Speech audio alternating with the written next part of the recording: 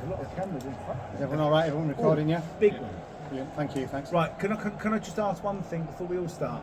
Let's be positive and let's be nice. If we can't be nice, you know what your mum's all taught you? Don't say anything at all, alright? So let's give everyone, I'm going to give all of you respect, same as you would do Luke Humphreys. So apart from that, we're all good. Thank you. James, many congratulations. You've backed up your first round performance with another brilliant one this evening. How much did you enjoy up there performing the way you did? I didn't actually tonight. I felt really, really nervous, felt unsettled, didn't feel right. So yeah, I'm just happy to win the game and get it out of the way. Well, that's scary for everyone else if you've performed in that manner, not feeling great. It felt awful. Felt really unsettled tonight, and I felt like it just didn't feel right. So we know a lot of tournaments you're there on your own, but I say so far this tournament you've had Sammy by your side. How much better is that looking over having someone there in these big moments? Not really. She just tells me off. Things I've done wrong in interviews, you know. So. But you know, it's irrelevant with Samantha. She always tells me when I've said and I've done things wrong in interviews. But yeah, I'm just happy to win, you know. Let's make it about darts and not about all that other bits and bobs. Going into the tie, did you know you were in for a tough battle against Wessel after the way he beat Nathan Aspinall? Do you think you're going to get an easy one out of all these people? No. They're all great, aren't they? So, thank you very much. Cheers, buddy. James, with performances like that, do you believe those sort of performances are enough to win the World Matchplay? No. You need a bit of timing. You need a bit of luck. So yeah. What was the thing you were most pleased with about your game this evening? Nicking legs. That's about it, really. You know, I think nicking legs was the most important thing I did there. You've got a lot of experience in these long formats. Goes up to 20 years, 16 legs. We've Yeah, been it's 13 quarterfinals. Yeah, it's irrelevant. You know, it is what it is. I think I'm doing all right. Am I doing well enough? Probably not. But yeah, I'm just enjoying myself, you know. In fact, I'm not enjoying myself. That was awful. I was nervous. I was shaking. I was like negative towards myself. But the crowd were really cool, to be fair. So. How much can you draw off that support that you get from the Blackpool crowd? It doesn't really matter what you draw off, does it? It's about what you do yourself. You know. Thank you, James. Cheers. Thank you. James, congratulations on another fantastic performance. How does it feel to have the full Winter Gardens cheering your name? How does it feel to have the full Winter Gardens cheering your name? I don't think they did for very long, but I made the most of it, and I won that leg. You mentioned about the nerves and everything, the apprehension before, and was there a reason for that, given how well you played in the first round? Yes. It is what it is, you know. You're blessed and you're God blessed by people like this in the crowd.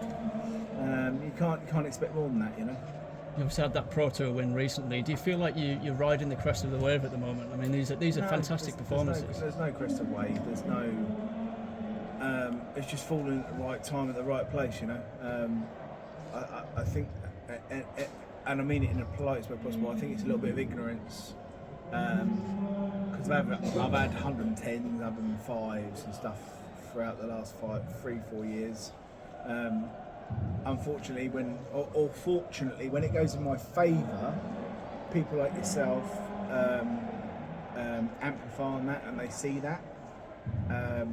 What you don't see is all the graft that goes in behind that, and I don't mean it in a disrespectful way at all. Have you been working extra hard then for this? Not really, no. But I've worked at it, so yeah.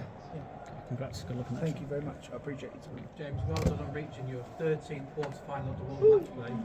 You seem to be talking down that performance and saying things just fall in the right place. No. It's really good. No, I'm not talking it down, but it is what it is, you know. Every dart player's come here to play darts. So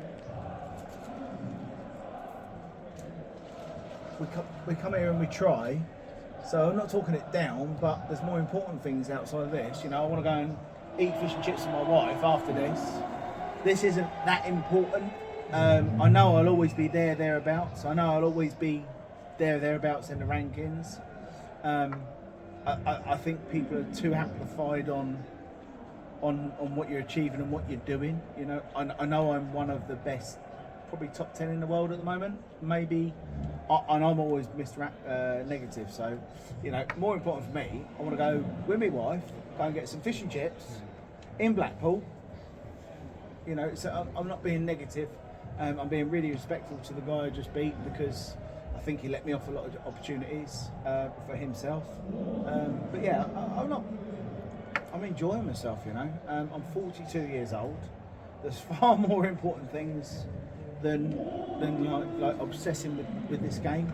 I just know I'm lucky enough to earn a lot of money out of it for my children, and I will be going for fish and chips after this interview. Sorry, I didn't want to mean that everybody. No, don't worry. If you just look at your own performances in the first 2 games, from your perspective, how good has it been from you, and how good can it get? I've just relaxed, and it's all about me relaxing. It's not about what they're doing or what I'm doing. It's about relaxing, and I don't think I relaxed in that game. I don't believe I did. It didn't feel like natural. It didn't feel relaxed. But I was just fortunate that I did enough, and I did a lot more than he did. Well done, James. That's been time. But I would like to play that every day. Well done, James. Cheers, thank you. I didn't want to be rude, so thank you. Kim? James, you got Jan van Veen up next. Who? Jan van Veen up next. Have you? Next. Have you seen any of his play so far this tournament? Have I got Vivine, or has Vivine got me? Depends how you look at it, doesn't it? Any thoughts about the game? Not really, no. Don't really care. I've just started playing all right again, so I'm not going to not look you in the eyes and go, I think I'll do all right. So it is what it is, Is that tomorrow? No, you got a day off on Thursday. I've got a day off. If you'd have said I didn't have a day off, I'd have been like, I don't want to do that. But no, I've got a day off. I'm happy as Larry. I go home to see my wife, Arthur and Alfred. I'm winning, aren't I? None of this is important. It's really not. So yeah, I'm happy. What about you? You happy? I'm good, thank you, mate. Good. Got all the answers you needed tonight? Yeah. Perfect. Are you taking your leaf out of Scottie Scheffler's book? Because he said, Who? Scottie Scheffler said that the Open Golfer. World #1 golfer. Chris is going to tell you what he said. Don't worry. So he said, none of this matters. Golf doesn't matter. What's the point in being here? And then he went and won the whole thing. I had no idea what's happening in darts, let alone darts. And I don't really care. It sounds like really disrespectful. I don't really care what's happening in darts. I don't really care what's. I mean, you get like golf. They've got this whole new organisation they've moved across to, and there's a lot of people, and I don't even know what's going on, if I'm honest with you. And there's a lot of people going, oh, they shouldn't do this, oh, they shouldn't do that. Why do you play golf at a competitive level? To supply for your family. So all I do is I take me out off to them, and I think they're all earning a bundle of money, and no one really cares about what people think within reason. As long as you try your best when you're at that stage and at that pinnacle of the game, I'm not really interested in what another golf player says, because golf players aren't even close to being on the pressure or the pedestal that dart players are put upon. So you can't compare that. He must get in his. Is it a golf player? He's golf. What did you say? Yeah. So is #1 in the world? Yeah. No. Yeah. So how does he get to a tournament? Is it a private jet? Probably. Right. So when I get on an EasyJet flight, no, you're laughing and joking. You're laughing and joking. Just be serious. We're comparing, right? So when he gets in his private jet, he doesn't have to get on an EasyJet. He doesn't have to get on a happy bus. He doesn't have to do all those things. So it's non-comparable, really. And I think you should perhaps do what dart players do and see what they have to see and do what they have to do, because you can't. It's non-comparable, and it's quite amazing what dart players achieve when they don't have all that up their bottom, Don't get me wrong, I'd love to get on a private jet, and I'd love to be in a backwards entrance in an airport. But I'm a dart player. I will do EasyJet. I will do Ryanair, because I am what I am. You got Luke Littler, which is possibly starting to do different things, but you know, it's I think what dart players do and how much they travel and where they go with how they get treated is some kind of bloody miracle, you know, because when someone like yourself compares them to golf players, it's not relevant, is it? It's quite detached. Well, I guess with the prize money increase one day. It's nothing like it. It's nothing like it. I tell you what, you come and follow us for 12 months, and we'll see how you feel and see what you think. Yeah. I think that's a fair, reflective. Yeah, money's definitely. It's not nothing about money. It's just how they travel. Yeah. It's how they travel, isn't it? Yeah, I mean, would you travel 12 hours to get to a floor tournament? Would you do that? Well, Would you travel 12 hours to go to report on a tournament? Would you do that? Would you do that 3 times in a week? No, you wouldn't.